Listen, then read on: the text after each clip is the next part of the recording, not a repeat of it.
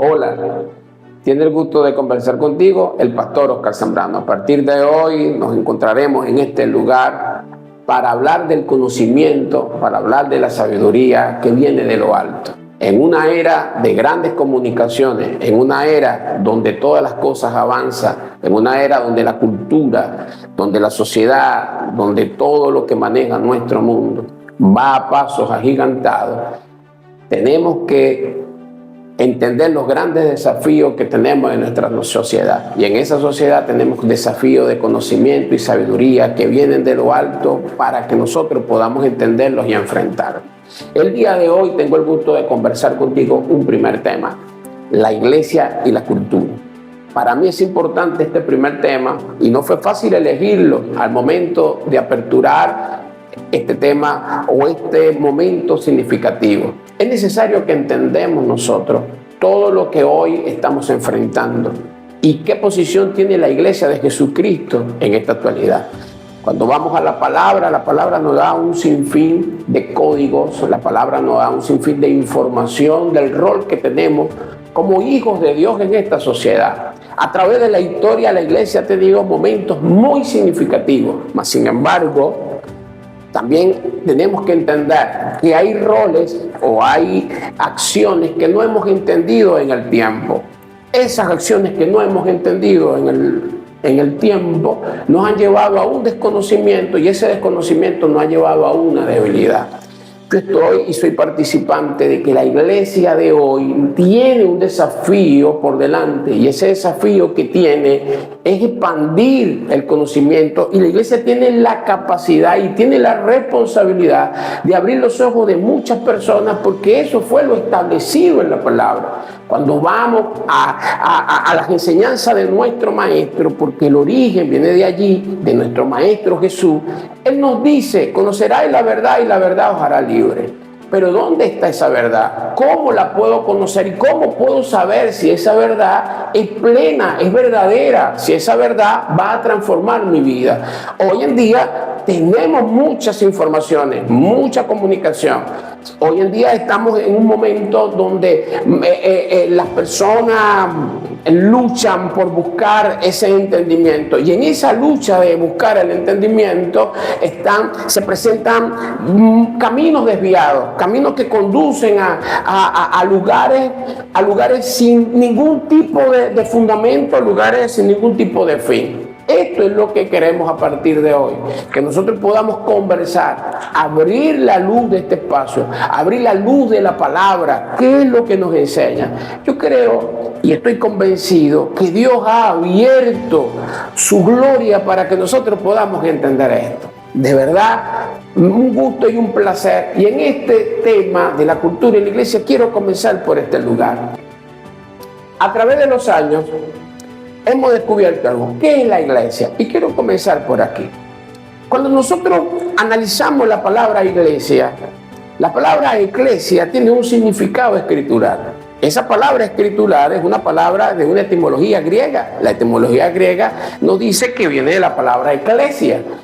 Resulta ser que este significado de iglesia, por muchos años hemos aprendido que significa asamblea. Ciertamente es así, y donde tú lo busques, por años me acuerdo buscar en los diccionarios cristianos esta palabra, la palabra eclesia. La palabra iglesia significa ciertamente asamblea. Pero ahora vayamos a este punto. ¿Pero cuál asamblea? Cuando vamos a la cultura romana, nos damos cuenta que la asamblea era la reunión de hombres entendidos de la ciudad. Era la reunión donde los sabios y entendidos de la ciudad se reunían a legislar en las plazas para recoger las problemáticas de la ciudad. Ellos las recogían y hablaban de las posibles soluciones, y eso que recogían eran llevados delante de aquellos que estaban en aquel momento desde los coliseos romano, desde los lugares de gobierno, llevaban toda esta problemática y allí la planteaban.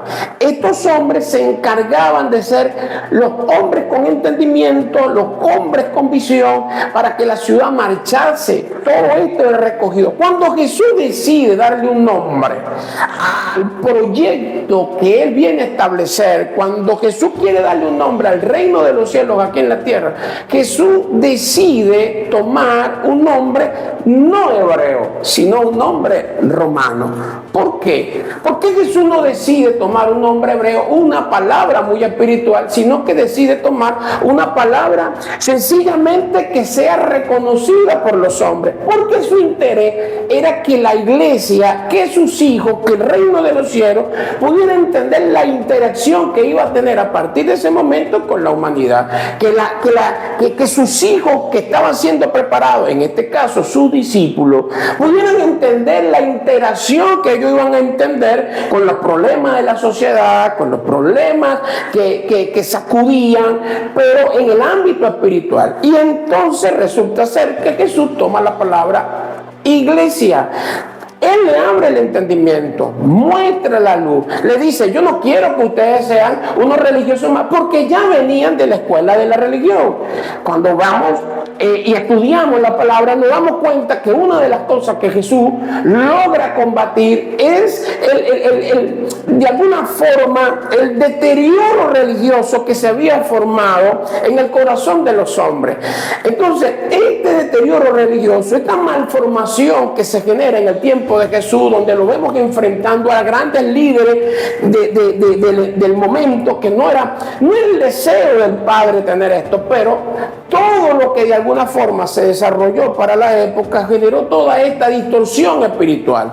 Esta distorsión espiritual Jesús tiene que enfrentarla. Mas sin embargo, Jesús separa la enseñanza de sus discípulos y los conlleva a un punto de entender: oye, yo no quiero que tú vivas exento. No quiero que vivas exento de las problemáticas, sino que puedas entender en dónde está la raíz de los problemas. Esa era la intención. Si vemos las enseñanzas de Jesús a sus discípulos, vamos a encontrar que todas las enseñanzas de Jesús, ¿dónde radican? Radican en la justicia, radican en la persona, radican en la sanidad del alma, radican en ser mejores para la sociedad, radican en tener una conducta mejor. Y cuando nosotros vemos todo esto que Jesús enseña desde principio a fin, vamos a entender todos los códigos, vamos a entender todo lo que la magnitud de lo que Él como Dios quería enseñarnos.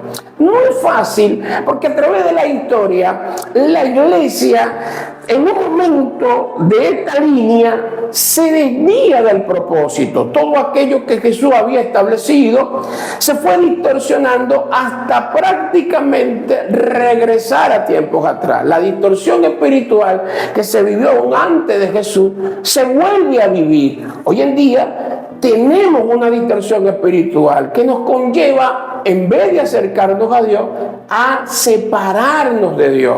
¿Por qué? Porque hoy en día, a través de la historia, hemos comprobado que hemos desarrollado muchos mecanismos para que los hombres se acerquen. Pero muchos de estos mecanismos tenemos que reconocer que han fallado. Es que es en el punto donde nos encontramos y tenemos que evidenciar qué es lo que verdaderamente resulta y cuál es el verdadero plan de Dios.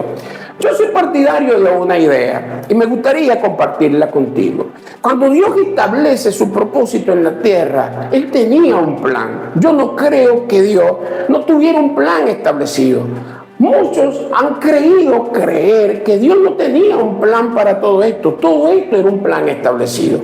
Y entre el plan establecido, yo puedo asegurarte que uno de los deseos que Dios quería implantar en la tierra era que el hombre pudiera aplicar sobre toda la creación la sabiduría que venía de Él. La intención de Dios es que el hombre transmitiera la sabiduría en todo lo que implantara en la tierra. No desee algo. Dios le dice a Adán: sobre todo lo que está aquí tú gobernarás. Sojuzgarás la tierra, la trabajarás, tú serás dueño de todo esto porque a ti te lo entrego. ¿Cuál era la labor que tenía Adán en este momento? Adán tenía el llamado a legislar en la tierra. Él estaba empoderado de todo lo que Dios le había entregado, pero había un principio: aplicar sabiduría sobre todo lo que le estaba siendo otorgado por Dios. En pocas palabras, en cada área donde Adán iba a desenvolverse, Adán tenía que implantar esa sabiduría. ¿Qué pasa cuando nosotros vemos que el pecado entra en la vida de los primeros, de Adán y Eva, en la primera creación, en estos primeros hombres? Vemos que ese plan se distorsiona. Al hombre en el Edén le cuesta la sabiduría de Dios, y ahora para reconectarse con esa sabiduría tiene que venir un propósito, porque a partir de Adán y Eva podemos encontrarnos que el hombre entra en una ignorancia espiritual. El hombre pierde su rumbo. Por eso vamos a leer en muchas de las citas bíblicas el error en que comete el hombre en la distorsión de tomar otro camino a la línea que Dios había establecido. ¿Cómo se restaura esa línea? Esa línea sencillamente la vamos a ver restaurada en el trabajo de Cristo en esta tierra. Cuando aparece Cristo, ¿verdad?, aparece allí en escena, hay algo que Él lanza a las multitudes en un momento de enseñanza: conocerá la verdad y la verdad os hará libre. Pero en un momento Jesús dice: yo soy la verdad. ¿Qué significaba todo esto? Que el mismo Dios estaba dispuesto a que el hombre volviera al origen, volviera a su originalidad creada, porque en estos años entendemos que se había distorsionado. Cuando vemos la batalla que Jesús tiene con los fariseos, con los seduceos, con los escribas, con los maestros religiosos del momento, no es que Jesús está buscando de polemizar, Jesús está tratando de llamar la atención. ¿Qué es lo que Él desea para el momento? Desea que el hombre vuelva, desea que el hombre volviese a la sabiduría. Por eso vamos a encontrar en el libro de Proverbios versículos como: el principio de la sabiduría es el temor al Señor. Por eso vamos a encontrar cuando Pablo, cuando le habla a los primeros creyentes, le dice que Dios tomó escondió la sabiduría de este mundo, la escondió de los sabios y entendidos y se la reveló a sus pequeños. ¿Qué deseaba Dios? Regresar la sabiduría, porque desde Adán, desde el pecado de Adán y Eva, la sabiduría se convirtió en una sabiduría diabólica. Eso me lo dice el libro de Santiago cuando habla de la sabiduría. Cuando el apóstol Santiago se refiere a la sabiduría, Santiago revela algo que muchos de nosotros no conocemos. ¿Qué dice Santiago?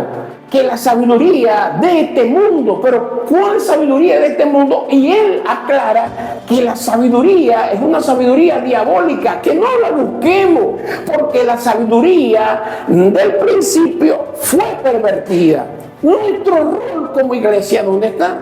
Es que nosotros, en esta batalla de ideas, en esta batalla de conocimiento, en esta batalla donde jugamos un papel importante, y por eso vamos a ver a Jesús insistiendo en la formación, vamos a ver insistiendo en que nosotros podamos transmitir en los hombres una formación, una educación. Jesús lo deja en claro cuando habla en Mateo 28, 19 y dice: vayan y hagan discípulos a todas las naciones. Cuando él habla y dice: vayan y hagan discípulos, le está diciendo: vayan y díganle todo lo que han escuchado de mí, todas las enseñanzas, la sabiduría del nuevo vino que yo he podido bajar sobre ustedes, transmítanselos a otros. Pero esa sabiduría que viene de Dios comienza con entender cómo es el comportamiento del hombre, en dónde está fundamentado todo, qué fue lo que se perdió y qué es lo que tenemos que recuperar. Voy a explicarte algo. No sé si alguna vez has leído en las Escrituras, en muchos de los versículos, la palabra: al que tiene se le dará más, y al que poco tiene, lo poco que tiene se le será quitado. Estos versículos aparecen mayormente cuando Jesús cuenta parábolas de la Biblia. ¿Pero qué significa esto? Cuando tú lees los contextos escriturales, te darás cuenta que la mayoría de estas frases tienen una conjugación en algo que Jesús quería enseñar: la sabiduría. ¿Qué está diciendo Jesús? ¿Qué era lo que quería que los hombres aprendieran? Hablaba de esto. Si tú tienes, presta atención, sabiduría, ¿verdad? Y esa sabiduría está en ti, y buscas esa sabiduría se agregará cada día más. Pero si tú esa sabiduría no la buscas, si esa sabiduría la desechas y no la alimentas, esa sabiduría se desgasta en el tiempo. Lo poco de esa sabiduría se va desgastando porque todo se va innovando. ¿Qué quiere decir o qué te quiero enseñar con esto? El mensaje de Dios es directo. Él desea que nosotros podamos alcanzar la sabiduría, podamos alimentarla a diario, que podamos continuamente alimentarnos de ella. Eso lo establece la palabra. Era el deseo de Jesús. Por eso lo vas a leer. Vamos a leer a un Pablo hablando y diciendo esta frase, que él escondió la sabiduría de los sabios y entendidos y se la reveló a sus pequeños, porque era su deseo que los hombres pudieran alcanzarla. Entonces mi mensaje es el siguiente: tenemos que anhelar esa sabiduría. Si nosotros queremos como iglesia, como hombres de Dios de este tiempo, en una generación que va en avance, necesitamos aplicar la sabiduría para este tiempo.